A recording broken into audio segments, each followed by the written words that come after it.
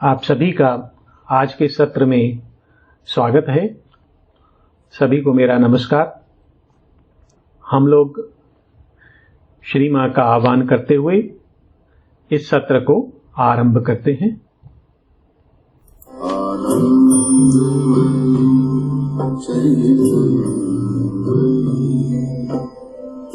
सत्यमयी परमे आनंदमयी चैतन्यमयी सत्यमयी परमे आनंदमयी चैतन्यमयी सत्यमयी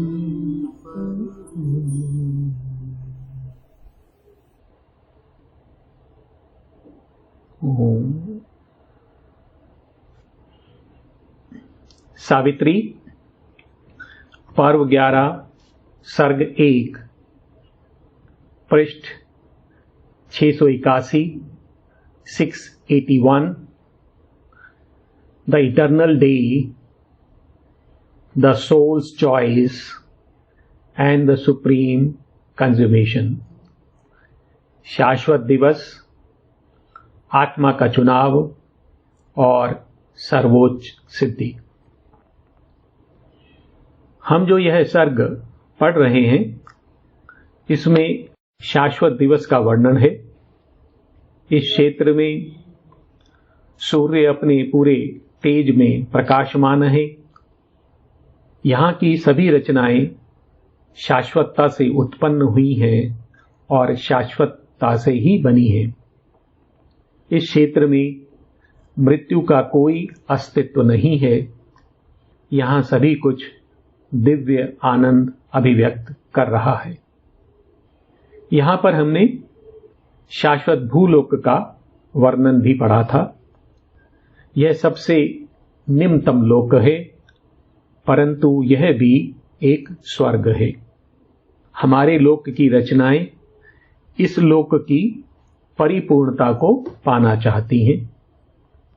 इस शाश्वत भूलोक से ऊपर और लोक हैं जो और अधिक श्रेष्ठ, आनंदमयी और प्रकाशित हैं। सावित्री जब इन लोकों में आरोहण करती हैं तो वहां पर अप्सराओं, गंधर्वों और पितरों को देखती हैं। सावित्री और ऊपर आरोहण करती हैं और वो एक ऐसे क्षेत्र में पहुंच जाती हैं जहां सभी कुछ दिव्य था। एक निशब्द शांति थी जिस पर सभी कुछ आधारित था और एक स्पष्ट आनंद था।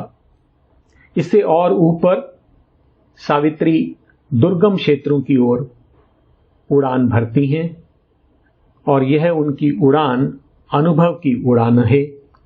यहाँ पर काल और शाश्वतता में, टाइम और इटर्निटी में और आनंद और प्रशांति में एकात्मता है, वो एक है। और इस क्षेत्र में सावित्री ने शाश्वत दिवस के देव का दर्शन किया। यह देव और मृत्यु देव जिसका दर्शन सावित्री ने पूर्व में किया था, वे दोनों एक हैं।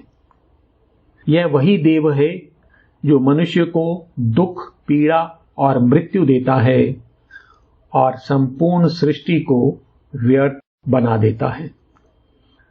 परंतु अब सावित्री देखती हैं कि मृत्यु देव का रूप रूपांतरित हो चुका है।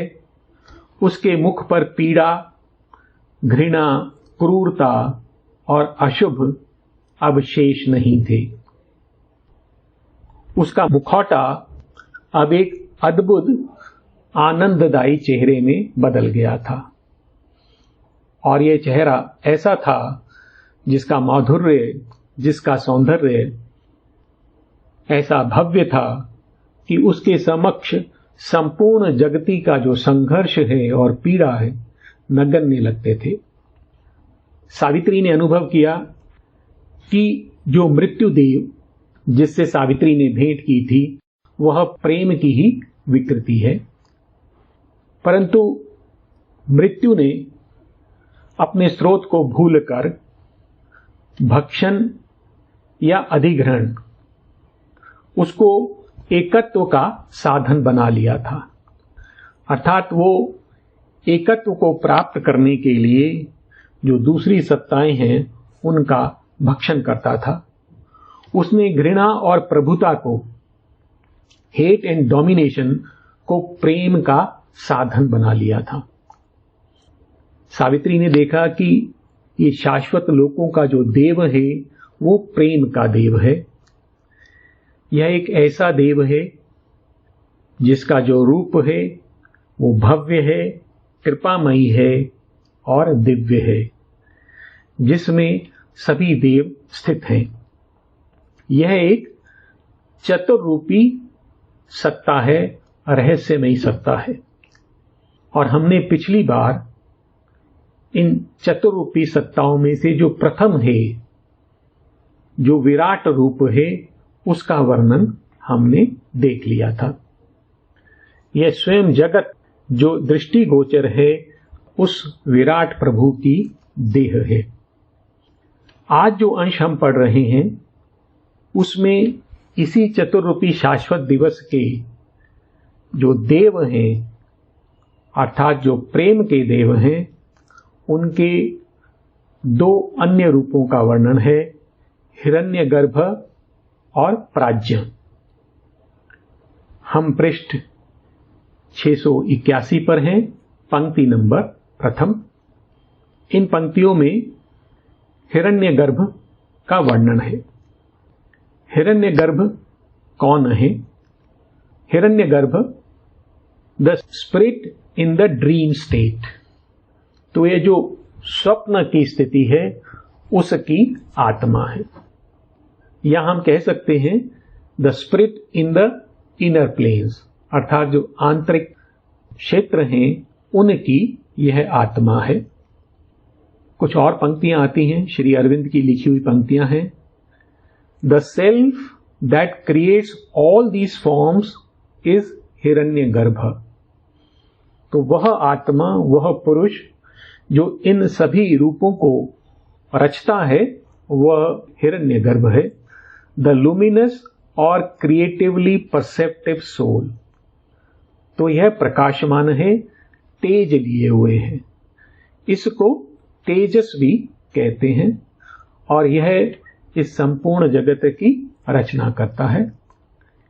हिरण्यगर्भ को अनेकों नाम से तेजस, सूक्ष्म लोक अथवा स्वप्न लोक के नाम से भी जाना जाता है। तो हम ये पंक्तियां देखें। In him shadows his form the golden child, who in the sun-capped vast cradles his birth. तो यह जो विराट पुरुष सावित्री के समक्ष में है, उसके अंतर में सावित्री एक और पुरुष को देखती हैं। In him shadows his form the golden child. और यह जो स्वर्णिम शिशु है, यह जो हिरण्यगर्भ है, यह उस विराट के अंदर अपनी छाया प्रकाशित कर रहा है। In him shadows his form the golden child, who in the sun-capped vast cradles his birth. जो सूर्य से आच्छादित इस विस्तार में, पालना रूपी विस्तार में जन्म लेता है, अर्थात वह सृजन करता है। In him shadows his form the golden child, who in the sun-capped vast cradles his birth. हिरण्य शब्द का अर्थ स्वर्णिम भी होता है, और इसीलिए यहां पर उसे गोल्डन चाइल्ड भी कहा गया है। हिरण्यगर्भ, author of thoughts and dreams, who sees the invisible and hears the sounds that never visited a mortal ear, discoverer of unthought realities, truer to truth than all we have ever known, he is the leader on the inner roads. तो हिरण्यगर्भ की व्याख्या कर रहे हैं कि वो कौन है। Author of thoughts and dreams, वो विचारों का और स्वप्नों का रचनाकार है। हु सीज द इनविजिबल, जो अदृश्य दृश्यों को देखता है। And hears the sounds that never visited a mortal ear, और ऐसे स्वर जो मर्त्य कर्णों तक अर्थात मनुष्य के कर्णों तक कभी नहीं पहुंचते हैं, उनको सुनता है। अर्थात ऐसे दृश्य जो हम देख नहीं सकते, ऐसे स्वर जो हम नहीं सुन सकते, उनको यह देखता और सुनता है। Discoverer of unthought realities, truer to truth than all we have ever known. तो वे सभी सत्य जिन्हें हमने आज तक जाना है, all we have ever known, ऐसे सभी सत्य, उनसे परे सत्य जो और अधिक सत्य हैं, truer to truth than all we have ever known. तो जो कुछ हमने जाना है वह भी एक सत्य है, परंतु उससे परे जो और अधिक सत्य हैं, अनथॉट रियलिटीज, जिनके बारे में अभी तक सोचा नहीं गया है, उनका ये डिस्कवरर है, अन्वेषक है, खोजी है। Discoverer of unthought realities, truer to truth than all we have ever known, he is the leader on the inner roads. तो वह अंतर मार्गों पर हमें आगे ले जाने वाला एक लीडर है, अधिनायक है। Hiranyagarbha, author of thoughts and dreams, who sees the invisible and hears the sounds that never visited a mortal ear, discoverer of unthought realities, truer to truth than all we have ever known, he is the leader on the inner roads. तो जैसे हमने पहले देखा था कि हिरण्यगर्भ जो है वो इनर प्लेन्स की आत्मा है, उसका पुरुष है, और उनका जो चीज आज तक रची नहीं गई है, उनका रचयिता है। तो यह उनको परसीव करता है और उनकी रचना करता है। ये और पंक्तियां हैं उसके विषय में। ए shear, he has entered the forbidden realms. A magician with the omnipotent wand of thought, he builds the secret uncreated words. तो वो एक ऐसा दृष्टा है जो निषिद्ध लोकों में, he has entered the forbidden realms, तो ऐसे लोक जो निषिद्ध हैं उनमें वह प्रवेश करता है। ए मैजिशियन, वो एक जादूगर है, with the omnipotent wand of thought, तो उसके पास एक विचारों की छड़ी है जो सर्वशक्तिमान है, और उससे वह क्या करता है, ही builds the secret uncreated words. तो वो लोग जो अभी तक अनिर्मित हैं, जो गुह्य हैं, उनकी रचना वह करता है। तो एक प्रकार से वह रचयिता है। A seer, he has entered the forbidden realms, a magician with the omnipotent wand of thought, he builds the secret uncreated words. Armed with the golden speech, the diamond eye, his is the vision and the prophecy. तो ये जो हिरण्यगर्भ है उसके पास कैसी वाणी है, स्वर्णिम वाणी है, अर्थात ऐसी वाणी जो सत्य से उदित होती है, जो स्वर्णिम रंग है वो अति चेतन का रंग है, जो सत्य का रंग है। Armed with the golden speech the diamond eye, और उसकी जो दृष्टि है वो सत्य दृष्टा है, जो सत्य को देखती है। His is the vision and the prophecy. तो इस प्रकार की उसकी दृष्टि है जो कि सत्य को देखती है, और ऐसी उसकी वाणी है जो सत्य को प्रकट करती है। Armed with the golden speech the diamond eye, his is the vision and the prophecy. Hiranyagarbha के विषय में और वर्णन है। Images casting the formless into shape. तो वो एक चित्रकार है, एक छविकार है, और वो क्या करता है, निराकार को साकार में ढालता है। Imagist casting the formless into shape, traveller and Heuer of the unseen path. तो ऐसे मार्ग जो अभी तक अनदेखे हैं, उनका वो यात्री है, पथिक है, और उनका निर्माता है। अर्थात जो अभी तक रचा नहीं गया है, उसकी रचना हिरण्यगर्भ करता है।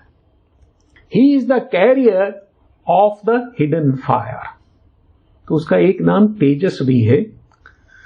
उसके पास वह तेज है, वो दिव्य और गुह्य अग्नि है जिससे वह सृजन करता है। He is the carrier of the hidden fire, he is the voice of the ineffable. अर्थात वह जो अकथनीय है, उसकी वह वाचा है। एक प्रकार से वह उस फॉर्मलेस को, उस निराकार को रूप देता है। He is the invisible Hunter of the light. वो प्रकाश का शिकारी है। The angel of mysterious ecstasies. और वो रहस्यमयी परम आनंद से आया हुआ देवदूत है। The conqueror of the kingdoms of the soul. वो आत्मा के राज्यों का विजेता है। वह उनमें प्रवेश करता है और उनको इस जगत में अभिव्यक्त करता है। Images casting the formless into shape, traveler and hewer of the unseen paths, he is the carrier of the hidden fire, he is the voice of the ineffable, he is the invisible hunter of the light, the angel of mysterious ecstasies, the conqueror of the kingdoms of the soul. इसके पश्चात एक तीसरे पुरुष का वर्णन है। इसका जो नाम है वो प्राज्ञ, और इसको कई और नाम से भी जाना जाता है। विज्ञान, कारण पुरुष, सुषुप्त चेतना अथवा ईश्वर, इन नामों से भी इसे जाना जाता है। जो प्राज्ञ शब्द है, संस्कृत में जो उसका अर्थ है वह है अ वाइज और लर्नेड मैन। तो ये एक ऐसा पुरुष है जो प्रज्ञा को धारण करता है, अर्थात जिसके पास सत्य ज्ञान है। श्री अरविंद की कुछ पंक्तियां हैं इस पुरुष के विषय में। The sleep state is a consciousness corresponding to the supramental plane proper to the gnosis। तो यह जो चेतना है या जो पुरुष है, यह अति चेतन को रिप्रेजेंट करता है, परंतु इसे सुषुप्त पुरुष या सुषुप्त चेतना की तरह इसलिए जाना जाता है क्योंकि यह जो सामान्य मनुष्य की जो चेतना है उससे ये अगम्य है, उसको पाया नहीं जा सकता, तो वह एक प्रकार से सुषुप्ति के समान प्रतीत होता है। कुछ और पंक्तियां हैं श्री अरविंद की। प्राज्ञ और ईश्वर, द सुपर कॉन्शियस स्पिरिट। तो यह अति चेतन आत्मा है, master of all things and the highest self on which all depends. तो इसको हम प्राज्ञ कहते हैं। तो यह अति चेतन है, सर्वशक्तिमान है, और इसका इन पंक्तियों में वर्णन है। A third spirit stood behind their hidden cause, a mass of superconscious closed in light, creator of things in his all-knowing sleep। तो यह जो सत्ता है, तीसरी सत्ता प्राज्ञ, यह उसके पीछे खड़ी हुई है। तो सबसे आगे की ओर विराट है, उसके अंतर में हिरण्यगर्भ है, और उसके पीछे यह प्राज्ञ पुरुष है। A third spirit stood behind their hidden cause, और यह उनका एक गुह्य कारण है, और इसको कारण पुरुष भी कहा जाता है। A mass of superconscious closed in light, और यह एक अति चेतन का पिंड है जो प्रकाश में स्थित है। तो यह प्रकाश से बना हुआ है, यद्यपि उस प्रकाश में हम प्रवेश नहीं कर सकते, और हमारे लिए वह एक सुषुप्ति के समान है। A mass of superconscious closed in light, creator of things in his all knowing sleep. तो यह भी जो है रचयिता है सभी का, सकल जगत का यह सृष्टा है। तो दोनों में फर्क है, हिरण्यगर्भ में और प्राज्ञ में। प्राज्ञ जो क्रिएट करता है वो अपनी सुषुप्ति में अर्थात अति चेतन की चेतना में यह उसको in its all knowing sleep, उस सुषुप्ति में रहते हुए, एक ऐसी सुषुप्ति जो सर्वज्ञ है, जो सभी कुछ जानती है, उसमें रहते हुए वह जगत का सृष्टा है, वो उसको निर्माण करता है। A third spirit stood behind their hidden cause, a mass of superconscious closed in light, creator of things in his all knowing sleep.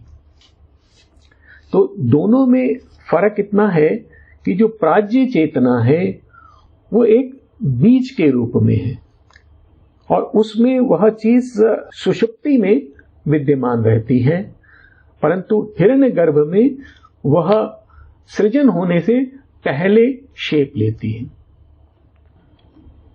और इसका स्वरूप क्या है? All from his stillness came as grows a tree, he is our seed and core, our head and base.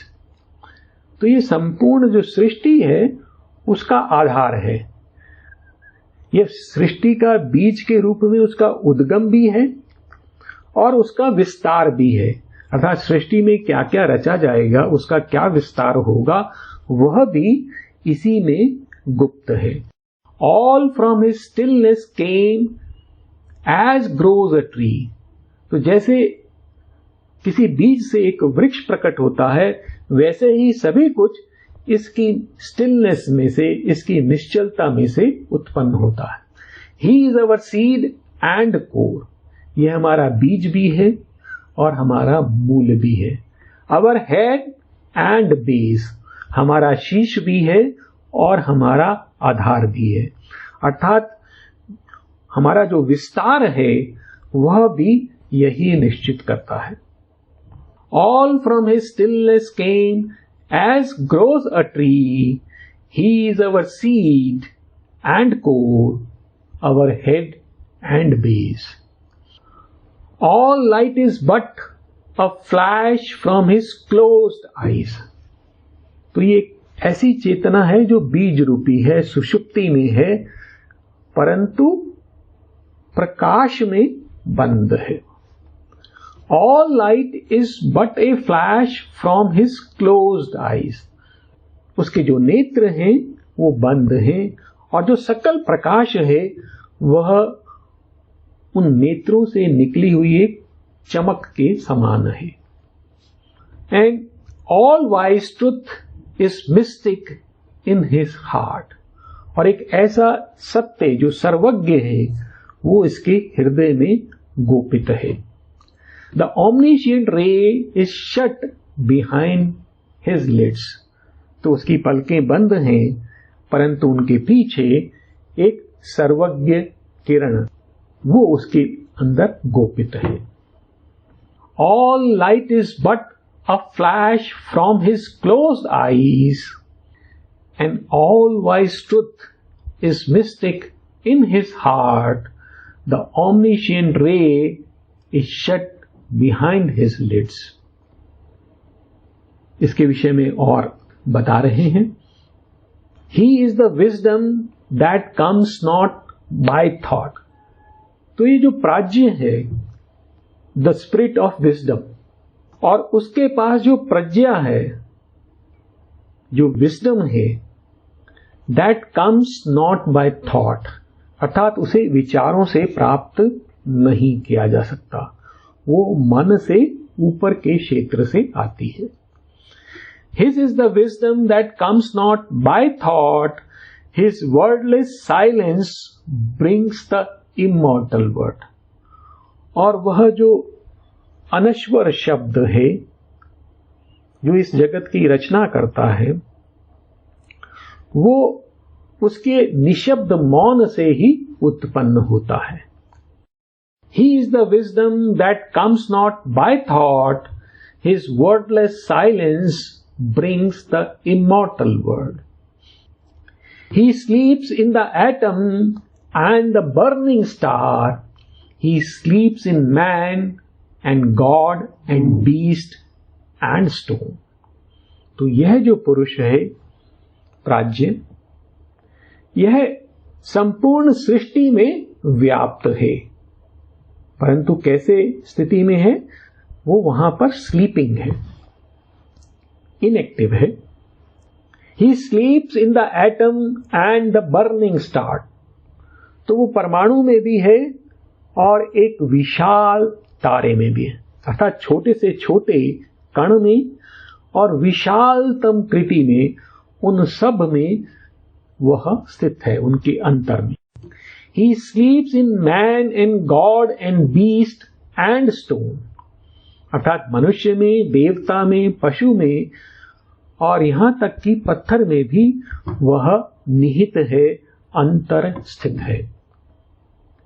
Because he is there, the inconscient does its work, और क्योंकि वह अंतर में स्थित है इसलिए निश्चेतना अपना कार्य करती है, अर्थात एक प्रकार से अचेतन में अतिचेतन छिपा हुआ है और उसको जो गति देता है वह यह अतिचेतन ही देता है।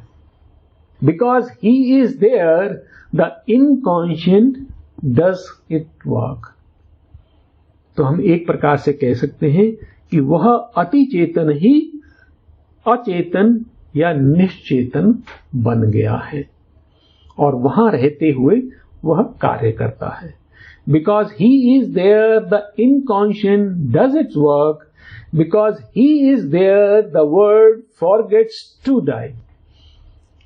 और यह जो जगत है, क्योंकि वह अंतर में स्थित है इसलिए वह मरना भूल जाता है, अर्थात वह जगत जीना चाहता है, अर्थात वह अपने को अभिव्यक्त करना चाहता है। यह जो उसके अंतर में जो चाह है और यह जो आशा है वो इसी जो अति चेतन अंतर में निहित है, गोपित है, उसी के कारण प्रकट होती है। Because he is there, the inconscient does its work. Because he is there, the word forgets to die.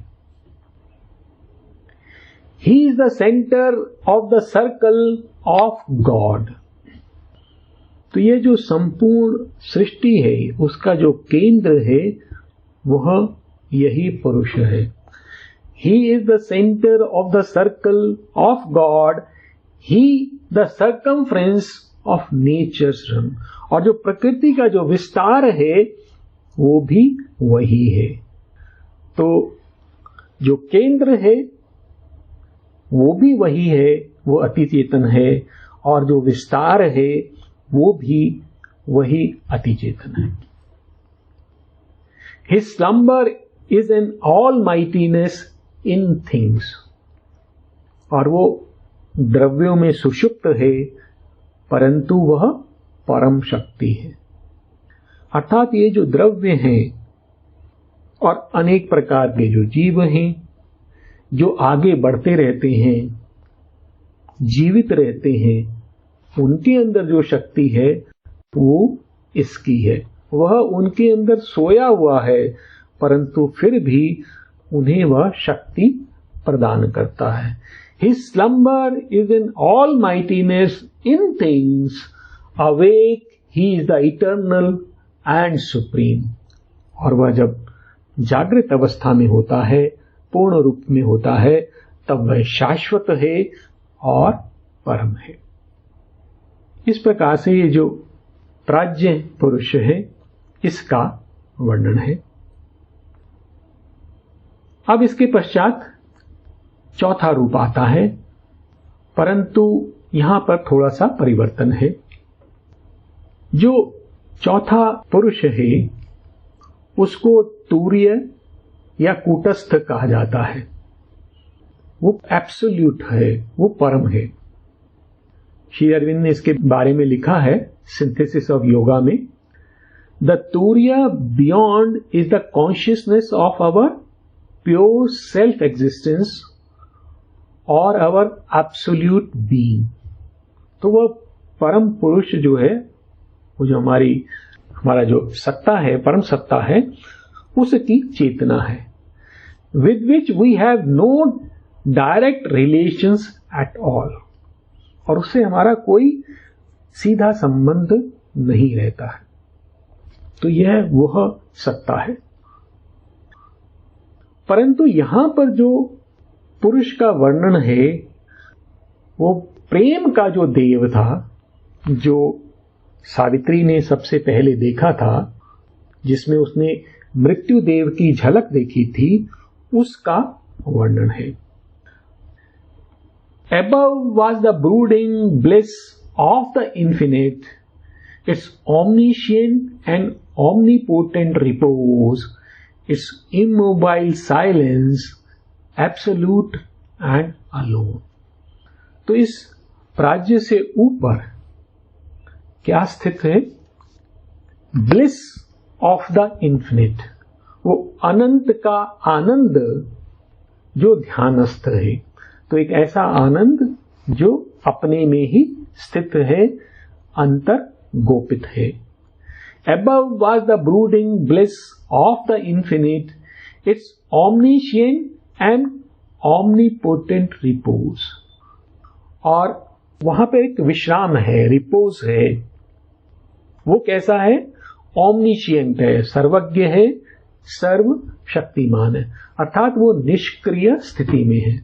Its omniscient and omnipotent repose, its immobile silence, absolute and alone. यह निश्चल है, मौन है, परिपूर्ण है और एकाकी है। तो यह केवल एक है, यह एब्सोल्यूट है, परम है। यह जो ध्यानस्थ आनंद है वो सावित्री को दिखाई देता है। Above was the brooding bliss of the infinite, its omniscient and omnipotent repose, its immobile silence, absolute and alone. और इसमें सावित्री को क्या दिखाई देता है? यह एक देव है, और इसमें सावित्री देखती है कि जितनी भी शक्तियां हैं वो समस्त शक्तियां यहां पर एक प्रकार से संगति में है, दे आर इन हार्मनी।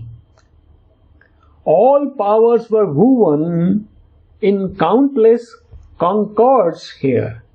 तो यहां पर सभी शक्तियां जो है अनगिनत संगतियों में बुनी हुई है, अर्थात उनके अनगिनत कॉम्बिनेशंस हैं और वो सामंजस्यपूर्ण उसमें स्थित हैं। All powers were woven in countless concords here, the bliss that made the world in his body lived, love and delight were the head of the sweet form. और यह जो रूप है उसका वर्णन है, उसकी देह कैसी है। The bliss that made the world, वह आनंद जिसने इस जगत की रचना की है। इन हिज बॉडी लिव्ड, उसकी देह में वह निवास करता था।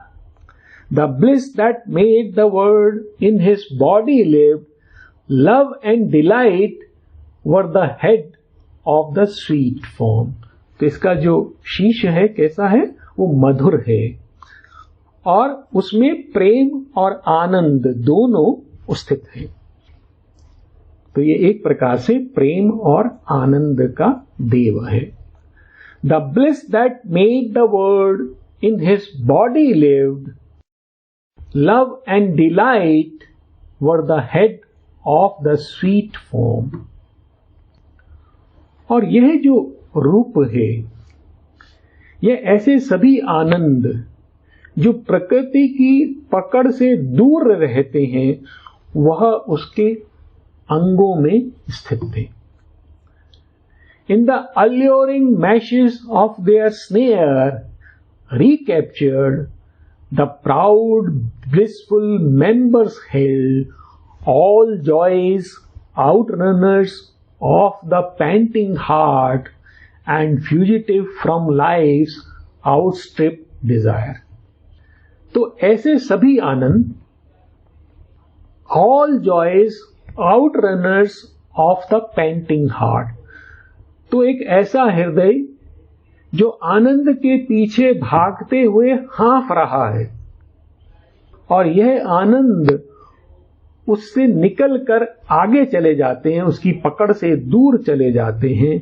All joys outrunners of the panting heart and fugitive from life's outstripped desire।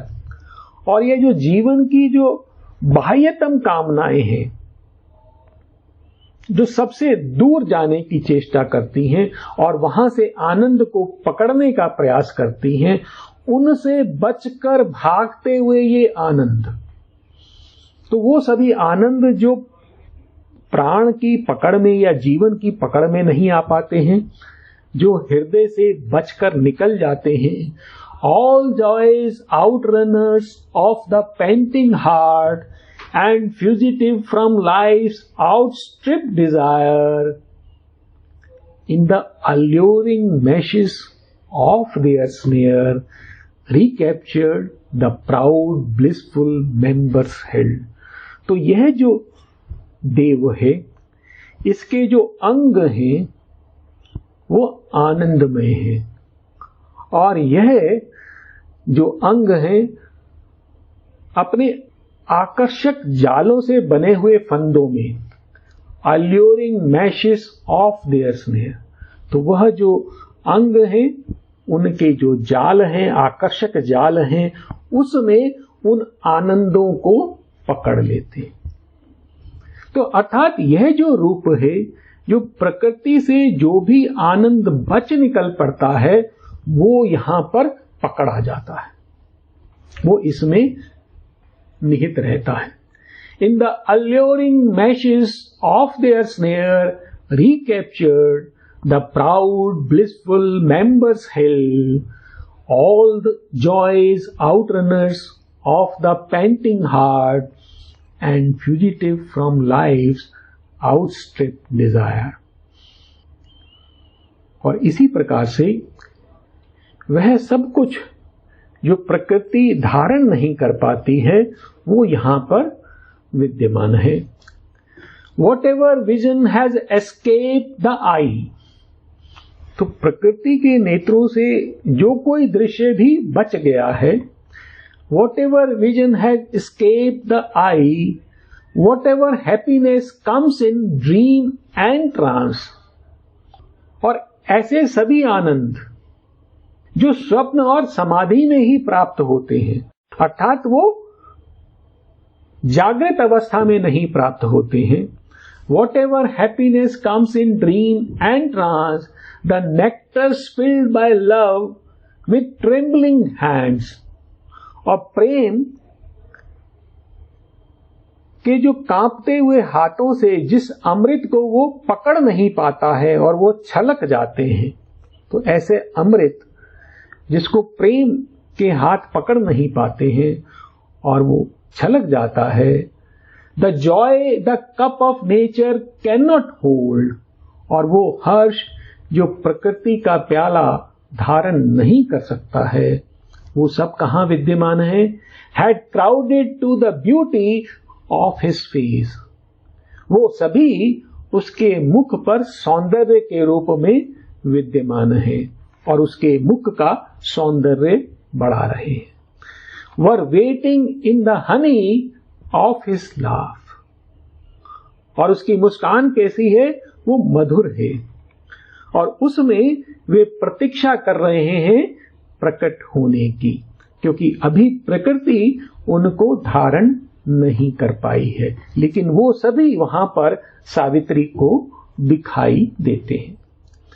Whatever vision has escaped the eye, whatever happiness comes in dream and trance, the nectar spilled by love with trembling hands, the joy the cup of nature cannot hold, had crowded to the beauty of his face, were waiting in the honey of his love।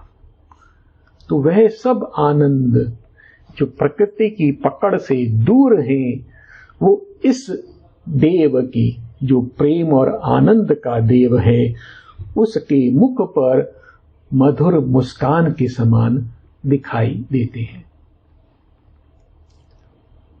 यही भाव आगे चल रहा है कि वह सब कुछ जो अनाभिव्यक्त है, जो अभिव्यक्त नहीं हुआ है, जो गर्भित है, वह उस देव में निहित है, स्थित है। Things hidden by the silence of the hours, घड़ियों की नीरवता के पीछे छिपे हुए द्रव्य हैं, वस्तुएं हैं। Things hidden by the silence of the hours, the ideas that find no voice on living lips, और वे सभी भाव जो जीवित अधरों पर अर्थात होठों पर व्यक्त नहीं हो पाए हैं। The soul's pregnant meeting with infinity had come to birth in him and taken fire, और आत्मा के अनंत से जो मिलन है, उसमें जिनका जन्म होता है, वे सभी उस देव में जन्म लेते हैं, शक्ति प्राप्त करते हैं। Things hidden by the silence of the hours, the idea that find no voice on living lips, the soul's pregnant meeting with infinity had come to birth in him and taken fire. The secret whisper of the flower and star revealed its meaning in his fathomless look। तो उसकी दृष्टि कैसी है? अथाह दृष्टि है। और जब सावित्री उसमें देखती हैं तो उन्हें क्या दिखाई देता है? The secret whisper of the flower and star. तो एक पुष्प में और एक तारे में जो रहस्यमयी और गोपित फुसफुसाहट है, वो दिखाई देती है। उनका स्पंदन, जो रहस्यमयी स्पंदन है, वो उसकी दृष्टि में सावित्री को दिखाई देती। अब उस देव की मुस्कान कैसी है? His lips curved, eloquent like a rose of dawn। तो जैसे भोर में कोई गुलाब का फूल खिला हो, वैसे ही उसके होंठ हैं, उसी प्रकार के कर्व लिए हुए हैं, वो भावपूर्ण है। His lips curved, eloquent like a rose of dawn, his smile that played with the wonder of the mind and stayed in the heart. और उसकी वह मुस्कान जो मन के आश्चर्य को प्रकट करती है, हृदय में स्थित रहती है. कब? When it had left his mouth, glimmered with the radiance of the morning star, gemming the wide discovery of heaven. तो उसका मुख कैसा है? Glimmered with the radiance of the morning star, जैसे कि जो प्रभात का, भोर का जो तारा है, उसके समान वो चमक रहा है मुख. Glimmered with the radiance of the morning star, gemming the wide discovery of heaven. और वो उस विस्तृत आकाश में एक रत्न के समान, एक हीरे के समान चमक रहा है. ऐसा वो मुख है. और जब वह मुस्कान उस मुख को छोड़ देती है, तब भी उसके हृदय में वह बनी रहती है.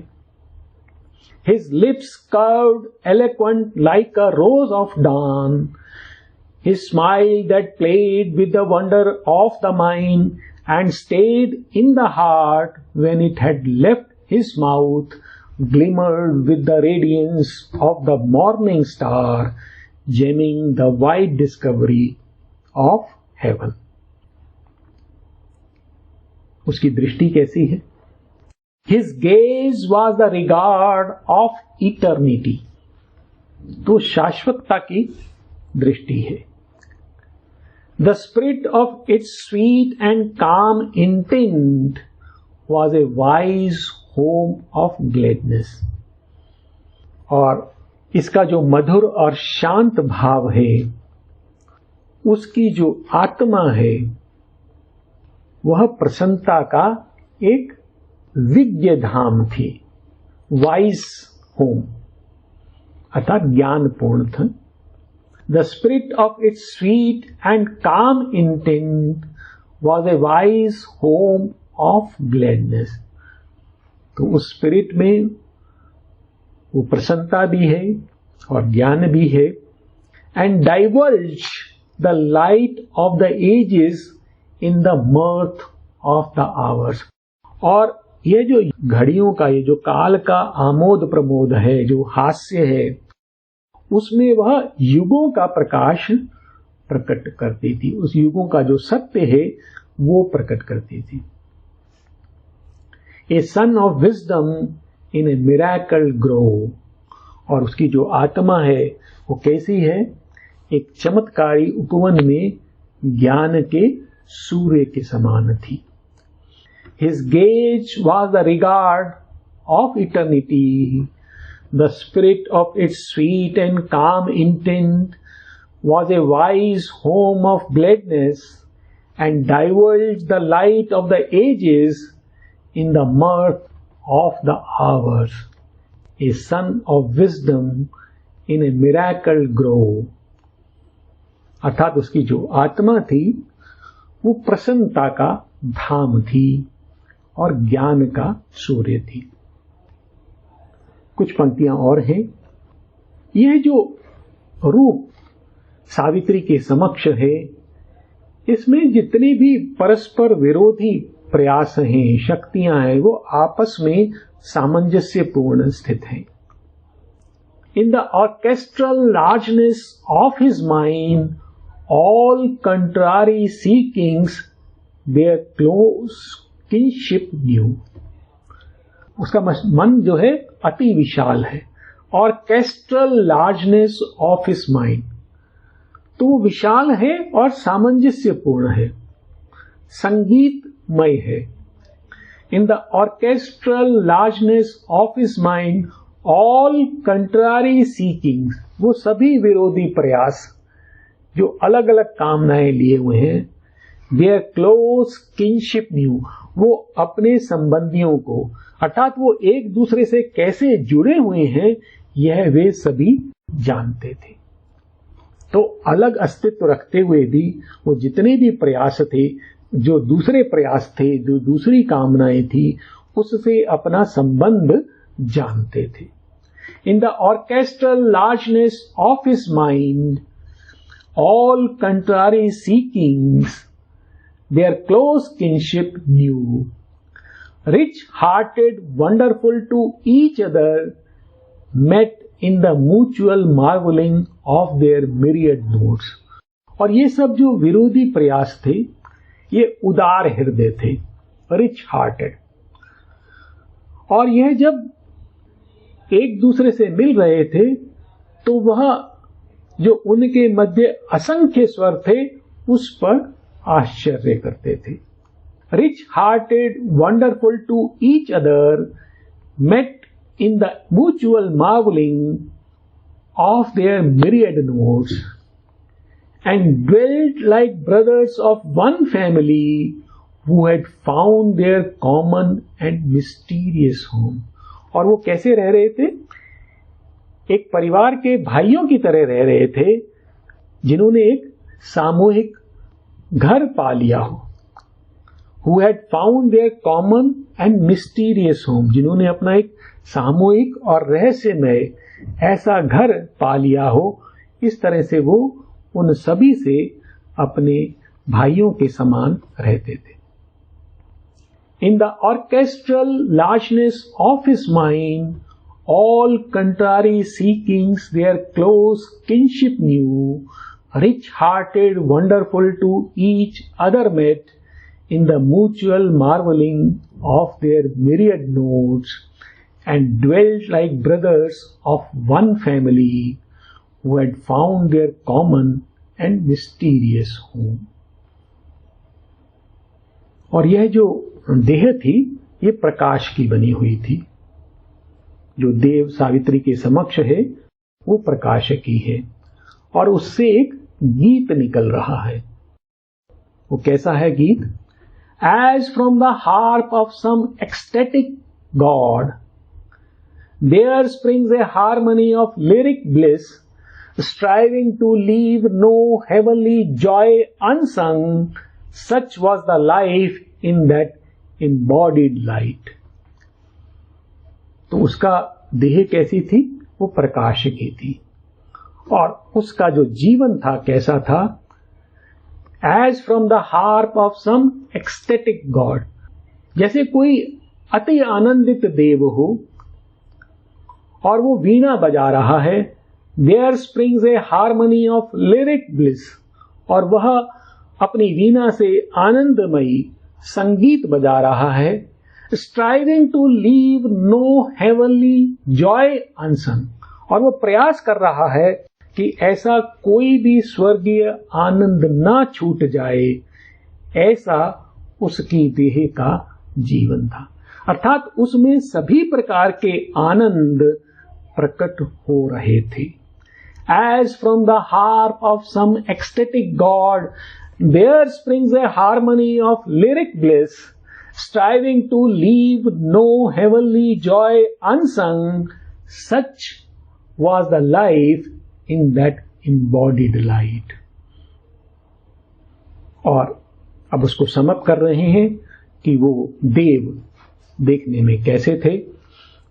He seeing the wideness of a boundless sky, तो वो कैसे दिखाई देते थे कि जैसे वो एक असीम आकाश की व्यापकता है।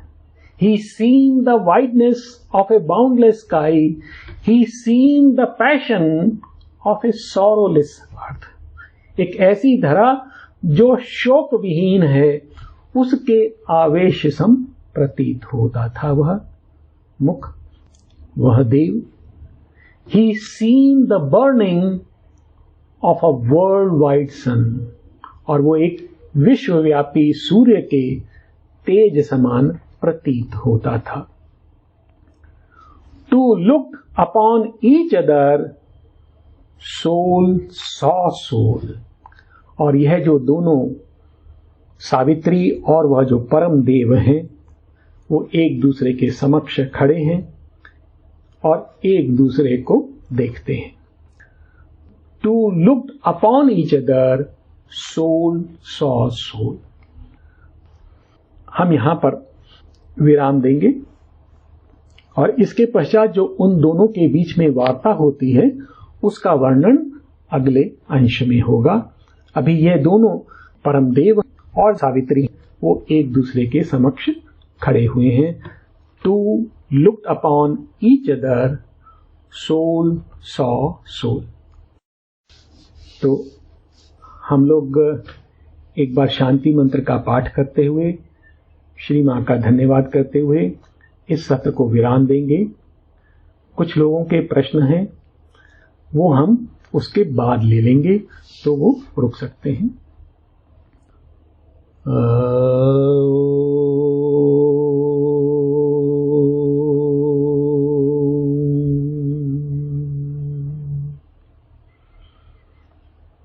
शांति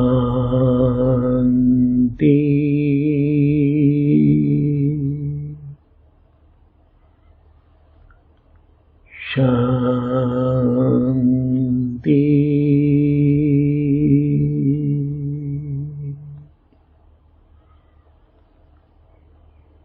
शांति।